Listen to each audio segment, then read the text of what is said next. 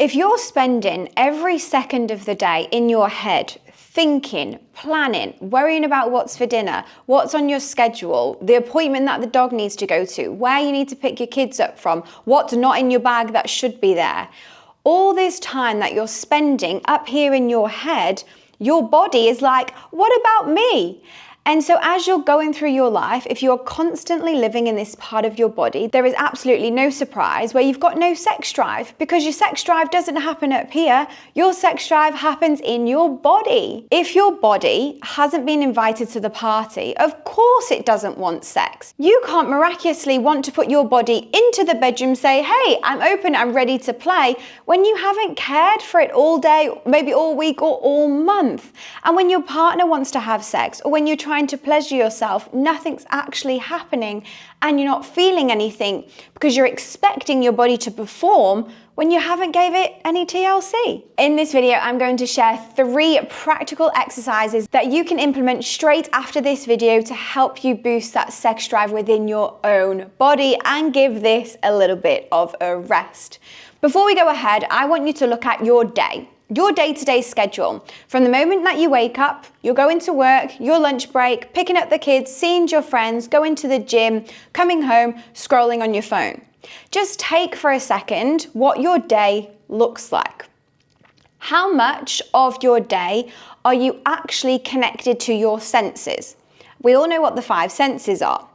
What part of your day are you actually taking to slow down, to savor the taste in your mouth, to savor the food? Do you do that, or do you just rush your food and get on? What part of the day are you actually taking time to care for your body, to touch yourself, to feel?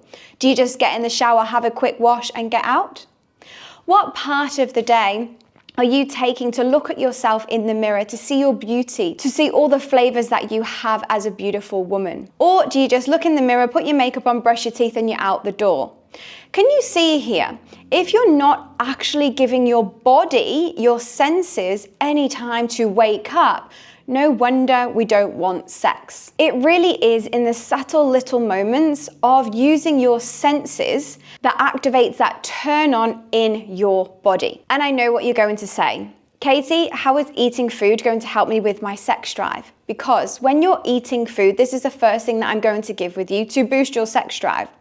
I want you to notice the textures of the food, the flavors of the food, the sensations, the roughness, the coldness, the quirkiness, whatever you're eating, the juiciness, the wetness of your food. Just an extra 30 seconds, 1 time a day. What this is doing is teaching your body that you are allowed to connect with your senses, that you are allowed to feel, that you're allowed to awaken sensuality and pleasure in your day-to-day life. This then teaches you and your body that it is safe to feel, which is a moment that you're not going to be in your head. As you are eating that mango and slipping it on your tongue, as you're devouring that beautiful goat's cheese and beetroot salad, those moments that you're actually taking to engage with the food that you're eating is going to help you relax and slow down. The more relaxation and calmness that you have in your body, naturally you are going to feel more, whoa, I feel a lot more relaxed. I feel a lot more open. I feel a lot more, whoa, I've actually got time and space to feel in my body and I'm not go, go, go all the time in my to-do list or in my head. So that, my loves, is my first practical tip that is really going to help you relax and slow down and gently wake yourself up. You don't have to do this every meal. Of course, I know we all have lives going on. Once a day, whether that be in the morning when you're eating your breakfast, on your lunch break, or in the evening. I loved doing this when I was on my lunch break. I was a kindergarten teacher and I used to go and get sushi for lunch. And I was someone who was so go, go, go, racing from work to babysitting, back to the gym, and then to see my friends. My life was so busy. And I thought something was wrong with me because I didn't want to be having sex. Little did I know is I gave my body and my sexual energy no time. And that's exactly obviously why you're here as well. So that time I was eating my sushi on my break as a kindergarten teacher, I would put the sauce on the top and slowly get at the chopsticks and just pop it into my mouth bit by bit. I was making love to my food. Don't get me wrong, at the start it felt like really weird and really uncomfortable, but the more I got to do this, I was so excited for my lunch break because I knew I was just going to relax with my food and enjoy it. It's really underrated, but it's such a simple tool that's going to help you come back to your body, which then when you've got more relaxation with yourself, you're naturally going to feel more alive to come into the bedroom with your partner or with yourself. So there's the first thing to add to your notes list on how am I going to boost my sex drive is first slowing down with your food, 1 meal a day. You can also do this at home with the kids, with your partner when you're going on your date nights. Hey babe, I know we're always rushing through life, but what about if we fed each other? We licked and kissed strawberries. We had the chocolate that ticked on the top of our tongue. The more stillness and slowness and variety that you can play and romanticize your life with, your body naturally will start waking up because you're giving it a space to be seen, to be felt, and you're not just in here. You were given a body and your senses for a reason. Shall we start using it? Well, that definitely got me a little bit excited talking about it, and now I'm going to come into a second one which might be a little bit uncomfortable for some to listen to. Another reason is why potentially you're not wanting sex or you have a low sex drive is just that your body may be switched off and disconnected from unhealthy sexual experiences that you've had previously in life. And I'm talking about that moment that you were in the bedroom and you thought you were having fun, but really you were just giving yourself to him. He was holding down your neck or pulling your hair and you really didn't want that. You said no and he kept going. You have tried to leave the situation, but he wasn't listening. No matter if you told no one about these experiences, you have lived those experiences. You were in such a vulnerable emotional state in your body, in the bedroom. Your body may have not felt safe, not felt emotionally open, not being fully turned on, but needing to continue anyway, and getting so anxious about the situation that you've just switched off. This is not your fault, but it's a way that your body has learned sex is something that I have to do, not something that I want to do. So maybe you're sitting there thinking, do you know what, Katie? I had this time once. I was really drunk in a nightclub and I was hooking up in the toilets with a boy. I really didn't want to be there, but I just did it anyway because it was kind of fun, but my body inside was really deteriorating.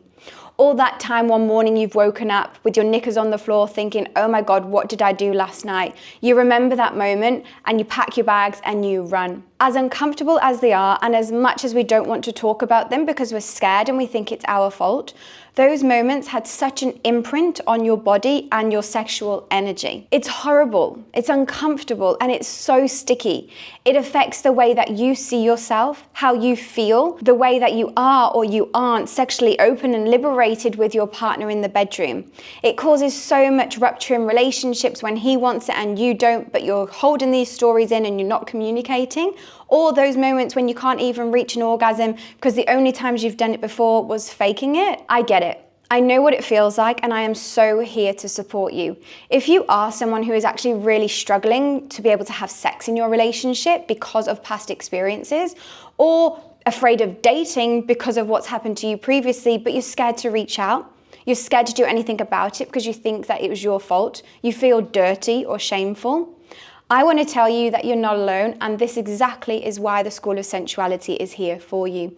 You can reach out to me. I'll pop the links in below. Come along and let's have a chat. I'm here to support you so you can feel more open, so you can feel, I actually want to go and date. I actually want to have sex with my partner, and I don't want to be holding on to that shame and that baggage from that past experience. I'm ready to drop that off so I can go and have fun. The School of Sensuality is here for you. I don't want you to feel pressured into thinking that you need to go and have sex. I want you to want it.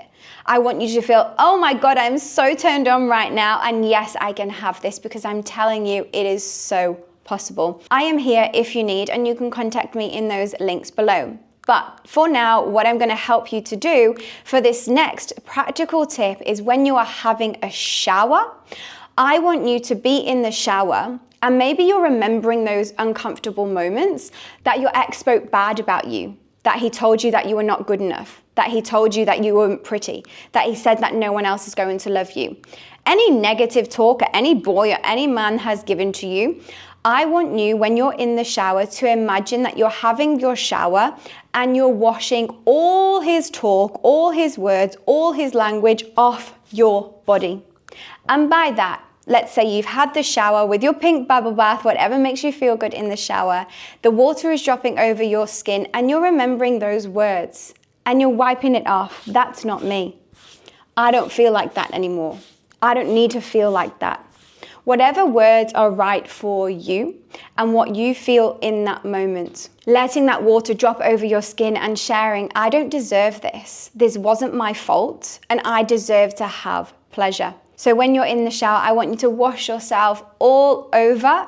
You know, this can be maybe a weekly exercise. If you are watching this video, there's for a reason, and you actually have to implement things to change, because if you're not actually doing anything to change, nothing is going to change. It's like riding a bike. If we're not actually learning and spending hours riding a bike, we're never going to learn how to ride a bike. So I can give you these exercises, but if we're not actually doing it, we're not actually going to see any changes. So that relationship that you really desire, or the sex that you really want but you're not having, you want to get there. This and what I'm teaching on all my videos here at the School of Sensuality is going to help you get there. I know it's uncomfortable. I know it doesn't make you feel good. I am here to support you, but this exercise is really going to help you. And then the third one I'm going to do is my fun movement exercise and activity. Now, you can do this at different moments of the day. You can do this in the morning. You can do this before sex. You can do this in the evening before you're going to bed. You are simply, as you can see in the video here, going to do some hip movements. It's not more complicated than that. So if you are someone who has been living in your head all day, if you have had uncomfortable past experiences, no wonder that your sexual energy in your body is just a little bit switched off and disconnected. So as we go through life, it's really common that we are just acting robotically. We're following the schedule, we're doing A to B to C, and we're just going through life without actually taking any care for our own self. These exercises that you see here are really going to help you. But guys, I want this to be fun for you. So as you're standing there, put some songs on. I'm gonna link my Sensual playlist below. Put your music on, and for one song, you are going to do this. If you do this every day, you will notice changes. Like I said before, we actually have to do the thing for things to make change.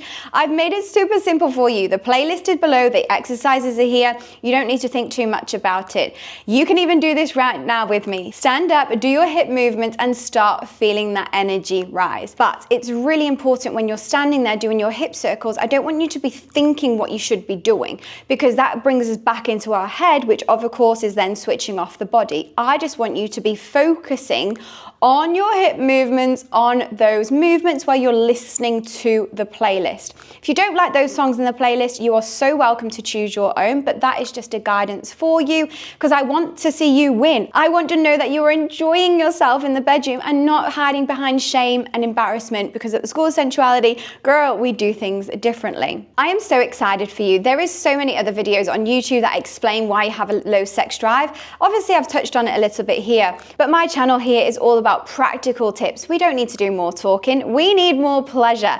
And that comes with a lovely warm shower for yourself, eating your delicious mango or strawberries slowly and sensually, and actually moving your hips and waking up your sexual energy.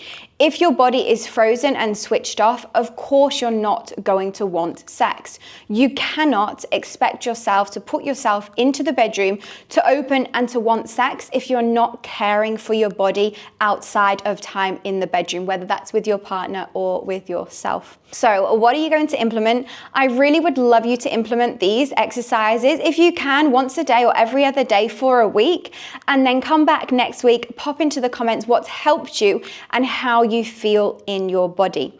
Remember, I am always here for any support or guidance. If you have had uncomfortable experiences previously in your relationship or with sex, and you're feeling really sticky about it, and you're like, oh my God, Katie, I really need some help right now. Guys, I'm here for you. This is exactly what the School of Sensuality is about. See you in the next video.